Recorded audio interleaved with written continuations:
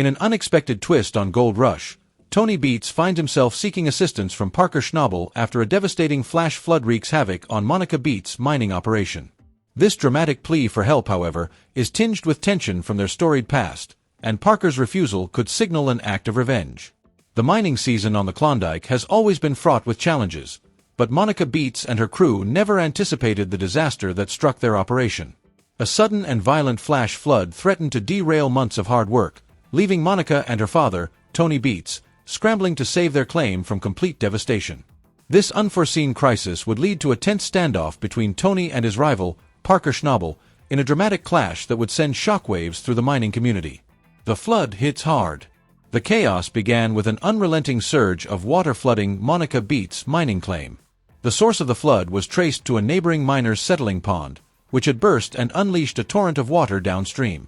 The rushing water overwhelmed a critical culvert under the only access road connecting Tony's camp to his mining cuts.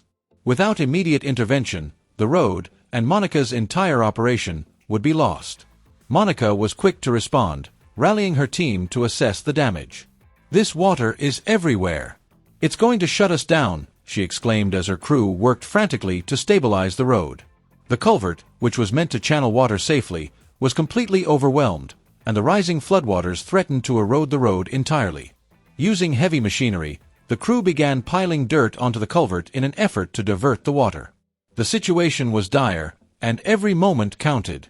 "If we lose this road, we lose everything," Monica stated, her voice filled with urgency as her team battled the elements. Tony Beets steps in. As word of the disaster reached him, Tony Beets rushed to the scene to assess the damage himself. Known for his no-nonsense demeanor, Tony was visibly frustrated by the scale of the problem. "What a mess," he remarked as he surveyed the flooding and the compromised road. It didn't take long for Tony to identify the culprit, the burst settling pond on a neighboring claim. "This flash flood has turned into a disaster," Tony explained. The water, now surging through their claim, posed a serious threat not only to Monica's operation but also to the rest of Tony's mining infrastructure. Under their restricted water license, the Beets family faced significant limitations in how they could manage the flow, complicating their efforts to mitigate the damage. Despite the challenges, Tony remained focused on finding a solution. He urged Monica and her team to act swiftly, emphasizing the importance of minimizing downtime. The repairs to the road would require significant effort, but they were essential to keeping the operation running. A temporary fix. Monica's crew worked tirelessly to stabilize the road and secure the culvert. Heavy equipment was brought in to rebuild the washed-out sections and redirect the flow of water. Though the repairs were makeshift, they provided a temporary reprieve, allowing the operation to resume for the time being. "We've managed to stop the flooding for now, but this has cost us valuable time and resources," Monica admitted. The Beets crew had succeeded in preventing further damage, but the incident highlighted the vulnerability of their operation to such unforeseen events. Neighborly negotiations. Recognizing the need for a more permanent solution, Tony Beets turned his attention to Parker Schnabel, whose neighboring claim held the key to resolving the issue. Parker's claim had the necessary water license to redirect the creek before it entered the Beets property. Tony approached Parker with a request for assistance, hoping to forge a cooperative solution. However, the history between Tony and Parker complicated the negotiations. Parker, recalling past grievances, was hesitant to take on the burden of redirecting the water. "Tony wants me to take on all this water. I'm not sure I'm ready to deal with that," Parker said, his tone underscoring the tension between the two miners. Years earlier, Parker had sought permission from Tony to draw water from his land, but was met with resistance. The memory of that rejection lingered, and Parker saw this moment as an opportunity to assert his independence. "Tony didn't make it easy for me back then. Why should I do him a favor now?" Parker questioned, hinting at a sense of revenge driving his reluctance. A clash of titans. The standoff between Tony and Parker represented more than just a disagreement over water management. It was a clash of philosophies and personal pride. For Tony, the flooding posed an existential threat to his operation, and he was willing to set aside past conflicts to find a solution. For Parker, the request symbolized an opportunity to stand his ground and assert his autonomy in the face of Tony's dominance. As the negotiations dragged on, the Beets crew continued their efforts to stabilize the access road. Monica's team worked diligently to shore up the repairs, but the long-term sustainability of their operation remained in question. "We're back in business for now," Monica said, "but we need a permanent solution to avoid another disaster like this." Moving forward, the flood crisis on Monica's claim highlighted the precarious nature of mining in the Klondike, where cooperation between neighboring miners can mean the difference between success and failure. While the Beets crew managed to weather the immediate storm, the unresolved tensions with Parker Schnabel cast a shadow over their efforts. "This isn't just about the water," Tony reflected. "It's about finding a way to work together so we can all keep mining." Whether Parker will ultimately choose to assist Tony remains to be seen, but one thing is certain: the rivalry between these two mining giants shows no signs of abating. For now, the Beets crew will have to rely on their resourcefulness and resilience as they navigate the challenges ahead. The mining world of Discovery Channel's Gold Rush is known for its high-stakes drama, but few rivalries captivate viewers like the ongoing feud between Tony Beets and Parker Schnabel.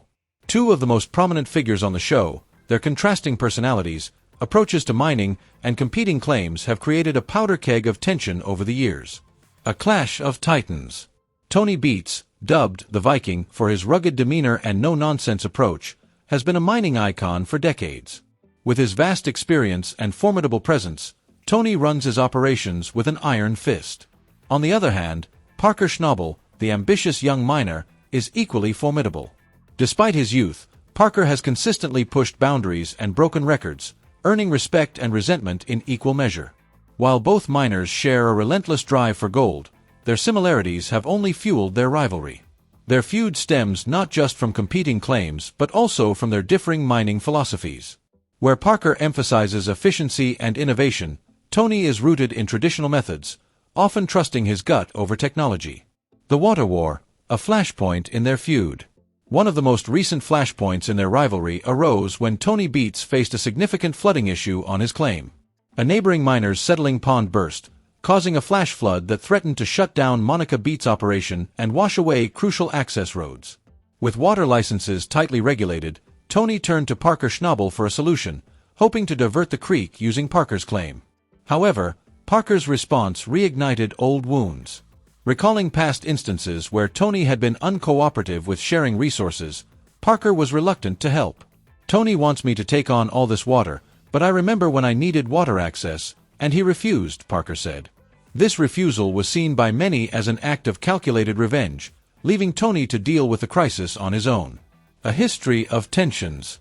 The water dispute is just one chapter in a long history of clashes between Tony and Parker. Early on in Gold Rush, Tony leased his land and equipment to Parker, but their business arrangement was anything but smooth. Parker frequently complained about the high royalty fees Tony charged, while Tony dismissed Parker's grievances as whining. Over time, Parker's success on Tony's land became a source of contention. As Parker's team extracted millions of dollars in gold, Tony often seemed to view the younger miner's accomplishments as a challenge to his authority.